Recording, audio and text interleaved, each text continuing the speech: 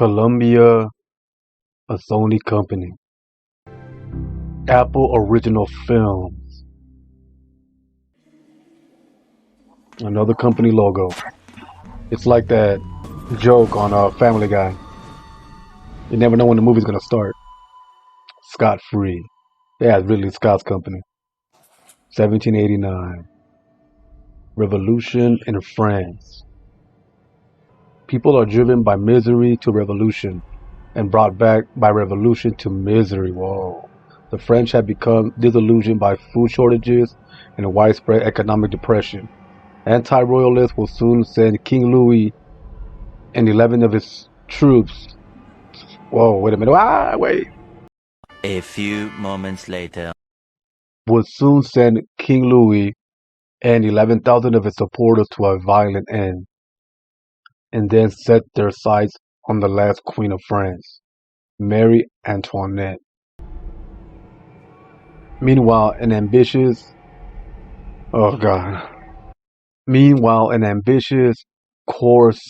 Corsican gunnery officer named Napoleon Bonaparte seeks a promotion.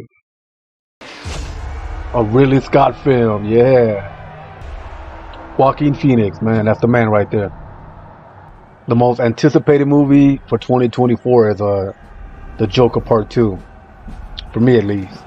So I read that this movie is like really historically inaccurate, but I'm just going in just as a movie, as a regular movie. They captured her, huh?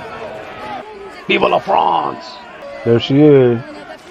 Oh man, that music doesn't sound like music from the revolutionary times, from that time period. The guillotine, man. Imagine that feeling, man, having your head right there, you're seconds away from being chopped off. Bam! That looks real too. There he is.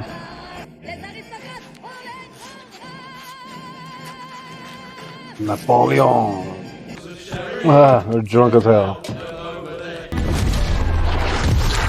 Oh my god! That looks way too real. That was some real good CGI, man. I mean, it had to be CGI. It couldn't have been practical. I don't think so. Vive la France! War has to be one of the most brutal things in life, man. They say war, disease, and separation are the worst things in life. Oh, direct hit.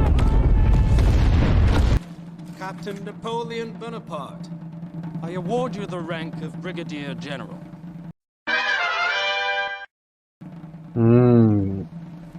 He got his Long live the Republic! Promotion. Long live the Republic! Oh, his horse. His guts are all hanging out.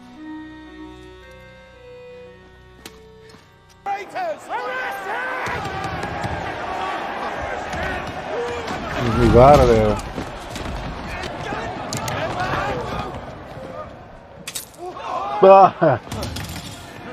Goodbye. Oh, better than being tortured in prison. You know those prisons back then. Oh man. Oh, he missed.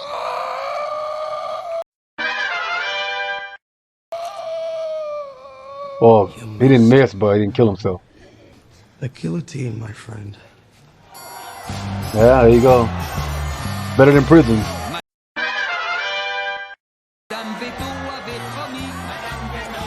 What's up with the music? End of the Reign of Terror, July 27, 1794. 41,500 prisoners released. Whoa. Is that her? The queen? She kind of looks like Zool in Ghostbusters. Why are you staring at me? Royalist insurrection, October 5th, 1795. An insurrection, just like January 6th. I'm pretty sure they handled it differently though. Yeah, there you go.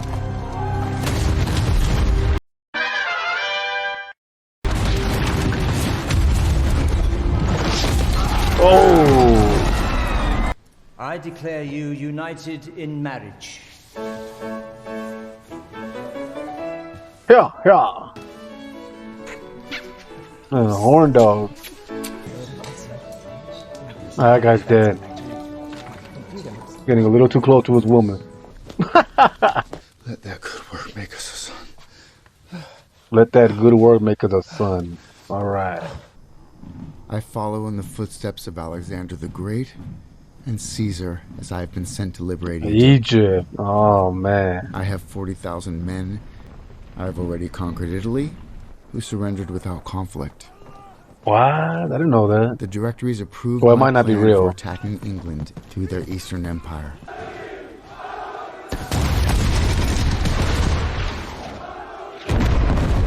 Oh, shooting at the pyramid. Now that, I read, might not be true. He never did that. But what he did do was send a bunch of archaeologists, or whatever they called it back then, Dear to wife, dig into the this pyramids and love I stuff. have that only you can please me. Sounds way too American. Man, they go to artifacts. A pharaoh. Get me the water. No, he's gonna break it.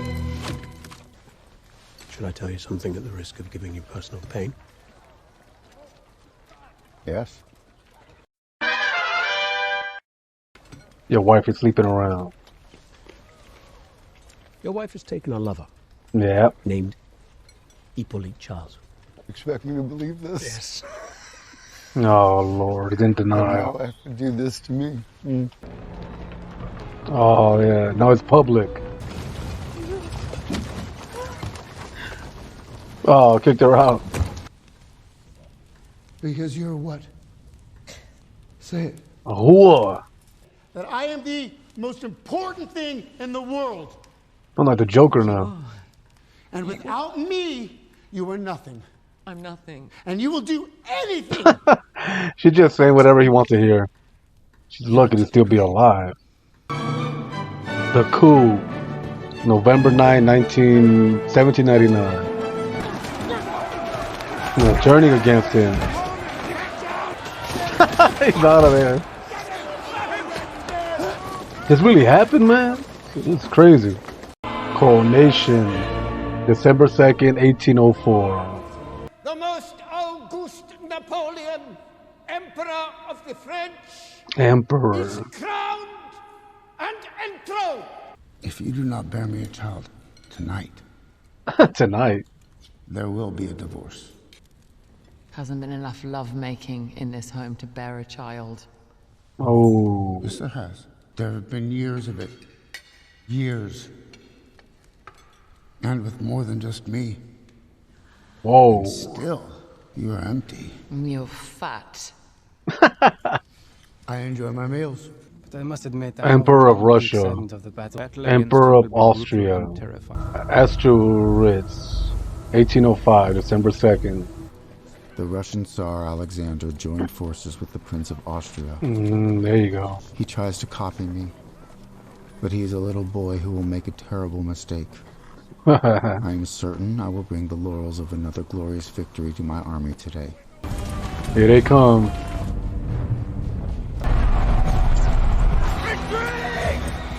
Oh, time to go. Oh, it's ice. Running on ice. And I drown him. Oh, look at that. That was a good shot. Look, he might make it. Oh, no. Brilliant tactician, man. Another victory. What? You really got divorced? Go. This is for your country. That's what this is, right? That's it.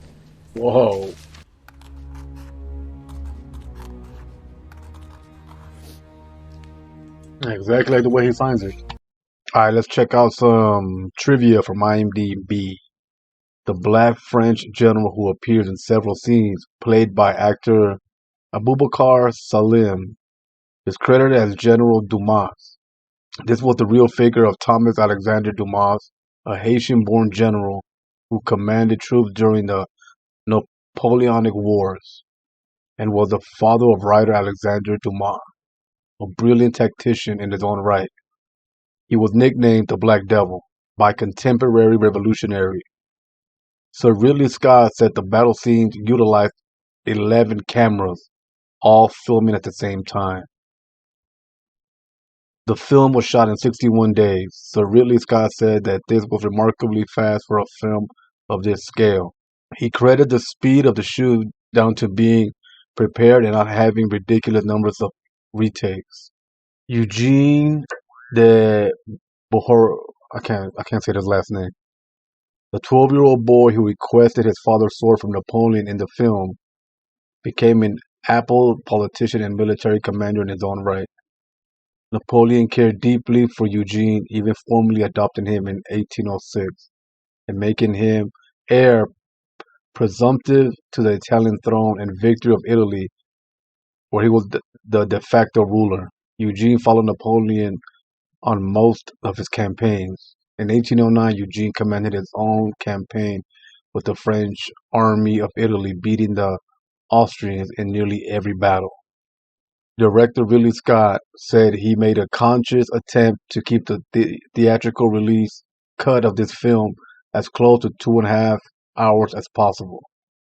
He said he feels this is the maximum length of time the average person can tolerate viewing a film without a break before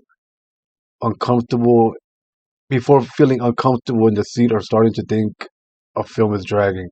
However, he did say he is planning a longer director's cut for his streaming debut. I think 2 hours is the max. So Ridley Scott said his 4-hour director's cut will be released on Apple Plus. 4 hours. Yeah, this one's like 2.5, so it ain't this one.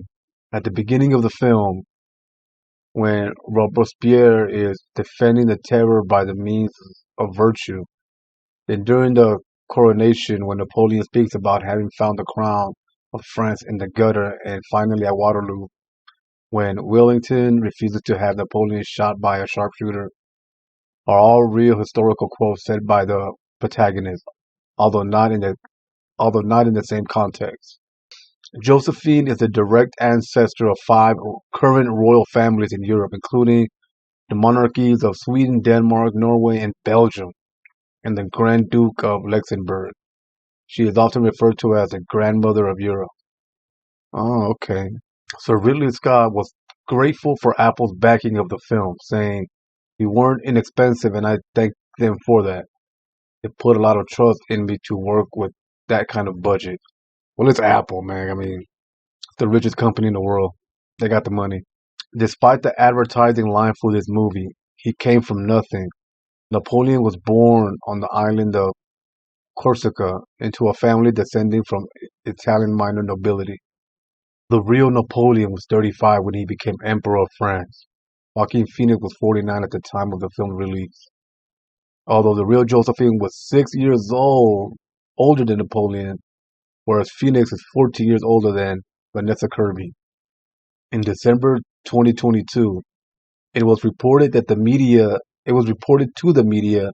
that Joaquin Phoenix's performance as Napoleon was so powerful that Ridley Scott had to rewrite the script to adjust for him. Some French media have argued that the movie demonizes a French historical hero and shows the British in a positive light.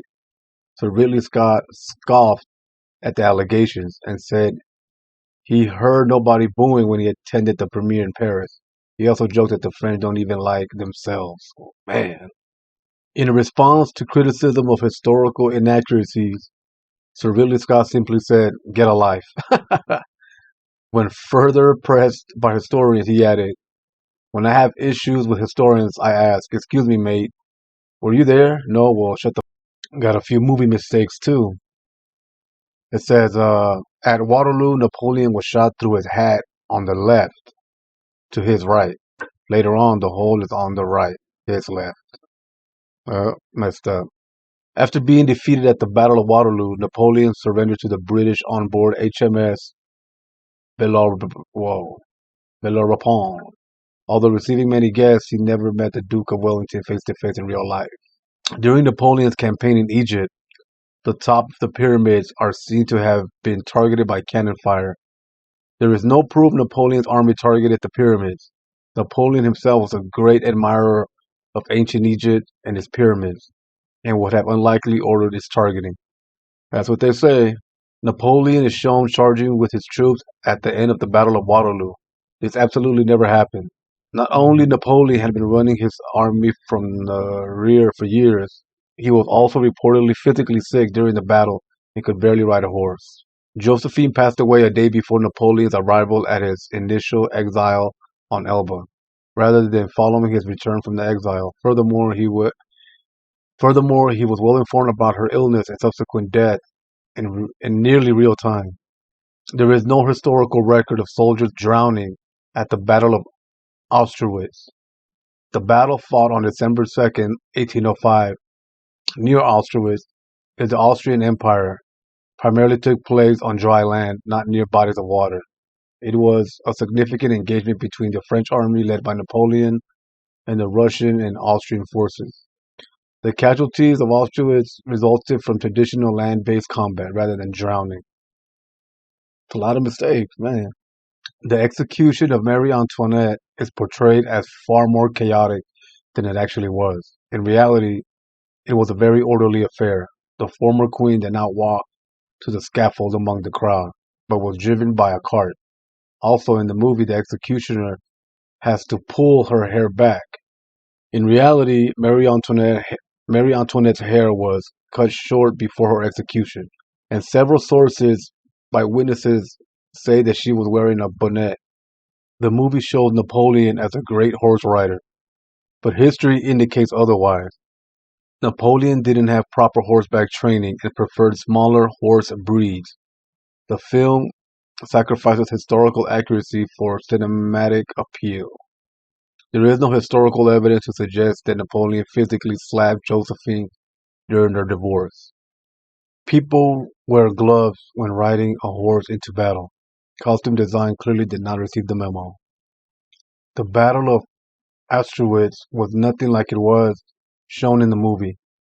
It involved about 160,000 troops fighting in an area about 25 square miles in size, not 2,000 troops fighting in an area of 1 or 2 square miles in size.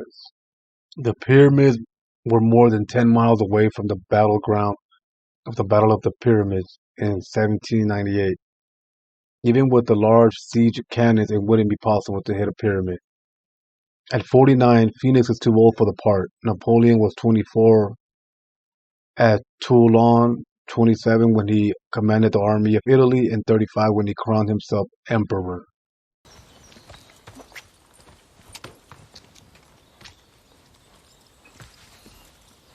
I put it on her. Tsar Alexander has turned against me and forced me to invade Russia. He's decided to open his ports to England while taxing the French. I must wipe away my melancholy and begin the march. Invasion of Russia, 1812, June. The heads of Israel, From what I read, this is where he messed up. and Poland. A lot of armies messed up fighting against Russia in their own territory. Bonito. French losses 28,000. Passing bread. Oh man. Little boy. Little boy. It's not very sporting, is it? For his honor in Russia's not mine. They burned it. Who did this? They did. Yeah. Well, I knew it was gonna be them. They did not. Be sensible. Well, we'll go to St. Petersburg and have him burn that too. We would be marching into the Russian winter. Don't do it. With horses that are not raised for this weather. If we go back to Poland, we can wait out the winter months. Yeah, that's the best thing to do. We are winning! Doesn't look like it. December 1812. Words. Of the 600,000 men you sent to Russia, only 40,000 have returned. Only 40,000. You have been exiled. The Allied That's when he gets exiled. Prussia, Russia. Alba, May 1814.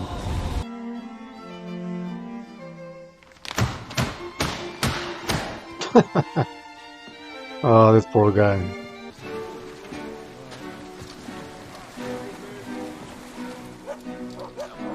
He loves France. Oh, she's getting sick. My suggestion is to stay in bed. Oh, wow. The great medicine back then. I gotta look up, what did Josephine die from? Hey Siri, what did Josephine, Napoleon's ex-wife, die from? I found this on the web. Diphtheria. What? They shoot him? Do you recognize me, soldiers? Yes, Emperor! One guy. Will you join me?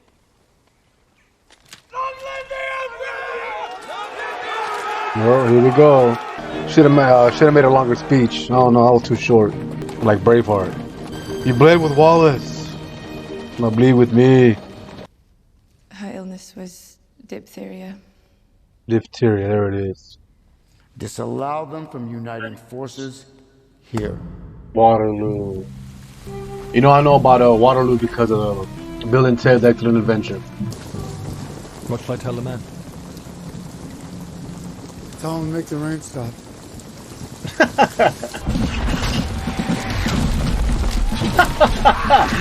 Blew that guy away. Poor drummer guy, man. Whoever was in front of that infantry, man, or any infantry back then, pretty much gone. I heard about those formations they used to make. He knows he messed up, man. Did he just blow his head off? Man. See, that's not accurate right there. They said that Napoleon never in the front line. He's always way in the back. It's smart. Strategically, that's a better way to do it.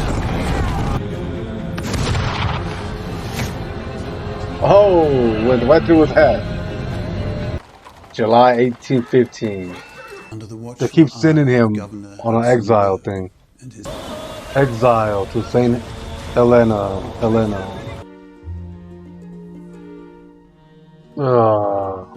A fly in his wine.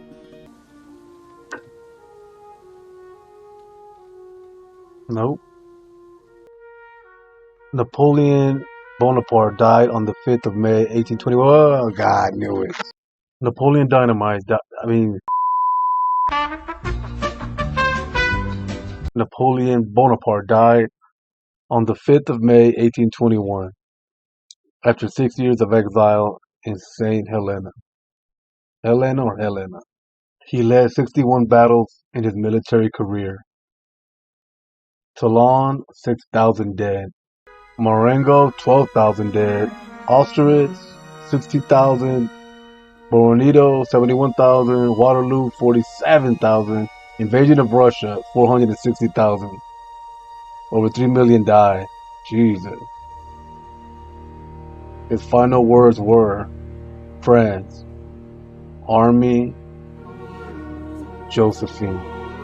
And he loved her. Dedicated to Lulu. Alright.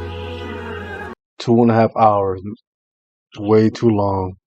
I think some movies deserve 2 hours, very few, but this one, see, someone like him, it has to be like a series. You can't just fit all that in one movie. But he tried, and you could tell it was kind of rushed. No, as far as acting goes, it was pretty tamed, pretty dry for Joaquin Phoenix, but maybe that's how the real Napoleon was. Very subdued. I like the action scenes, the war, the fight, so that was pretty cool. Yeah, it could have been trimmed down to 2 hours. It still would have worked. That's why sometimes it's important and it's better to have a voiceover to explain the part that they can't show because of time restrictions. So it's better just to say it than to show it, or even show it, but not all of it. Just show pieces of it.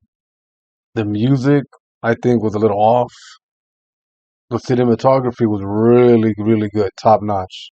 I don't know if you attribute that to Ridley Scott or not, but looks good. Like, I wanted to see more of the time he spent in Egypt. But, you know, again, like time restraint, you can't really show too much. But that was way too fast. So, from 1 to 10, I'm going to give this movie here a 6. Is it rewatchable? Yeah, but barely. I would probably have to skip a few parts or something. I don't know. Would I recommend it? Not really.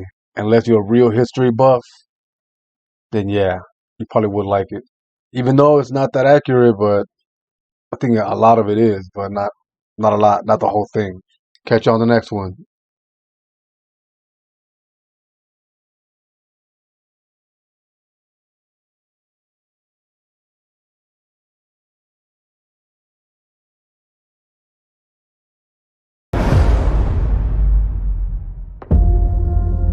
Counterfeiting is a billion-dollar business perpetrated by thousands of people throughout the world. Meet Kimo, one of those people.